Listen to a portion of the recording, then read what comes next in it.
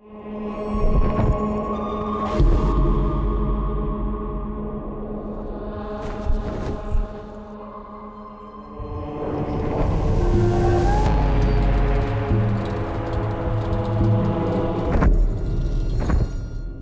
Inferno, there's just nowhere to just hang out. You know, I'm just gonna go to the jacuzzi area.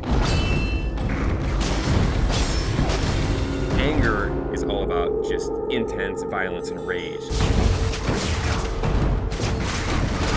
Everything in the world is against you. Cutting limbs off, heads are coming off. Boom, boom, boom.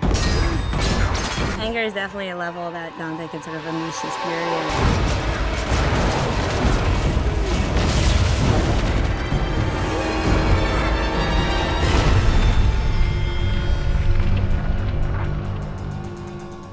Second-to-second gameplay experience is really where Dante's Inferno pays off. We have a combination of a multiple set of weapons. We've got Death Scythe, which is your big, powerful melee weapon. We've got the Holy Cross that shoots holy magic, and it's a range attack, it's a stun attack. You can do a lot of things with that. In addition to that, we have magic. You'll have magic powers that are on the righteous side and the unholy side. If you're in trouble and you want to like get out of the way or jump in the air or roll over there, whip out the scythe, blast with the cross, all those things just kind of lead into each other. And you don't kind of have to stop, start up something else. The main thing is you have a big ass scythe in your hand. We had like a sword at first. It just wasn't feeling right. It just felt small and puny. The scythe's the thing here. That's almost the other character in there. The scythe that Dante uses is actually Death Scythe. It's dark, it's evil, it's punishing, it's sharp. There's actually a lot of different modes it could go in. It could kind of have this sort of straight spear-like mode. It also has what we call sort of the collapse mode, where it's more like a scythe that's just on his wrist. At the beginning, we're all trying to find different things. We actually bought a scythe, you know, farmers, monthly or whatever. So we bought this scythe. As soon as we got the scythe, it's got the little handles like, no, this ain't gonna work. Sometimes you'll come into work and like you'll go to the kitchen to get coffee and there's just like some guy over there like with a broomstick and looking at himself in the mirror like doing this or going. So not only punishing everyone with that scythe, the other part of the combat is you've got a cross as well. The cross primarily is about stunning, pushing back, holding off enemies to buy yourself time. You know, it never really touches anyone physically. It's more about the power that emanates from it.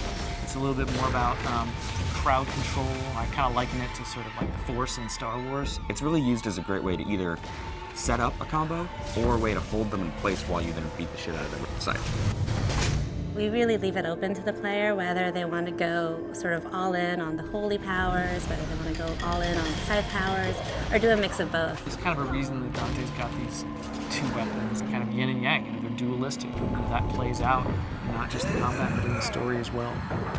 That's the whole personality of Dante's Inferno. The most important thing to us was making sure that the combat felt awesome. One of the big things that we wanted to do in Dante's Inferno is really have the game run at 60 frames per second. 60 feels free, it feels fluid. 30 feels like you're drunk. I mean, we did some tests, you know, where we took 30 and we took 60. You can totally tell the difference. As soon as you go to 60, you just see the flow, you see the trails the scythe's leaving behind, just the smoothness of it. It's a visual and a tactile thing. It's how it feels, but 60 frames a second is pretty good. Especially with all the great effects we got going on in the game now. Sassy.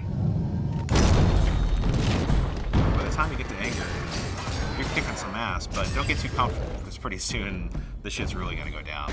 Going to anger, which is really combat focused, and you're really gonna test your skills in that arena. Then you're gonna go into heresy, which I think will make you think about certain things that you may not normally think about in a video game. Dante starts to go wild.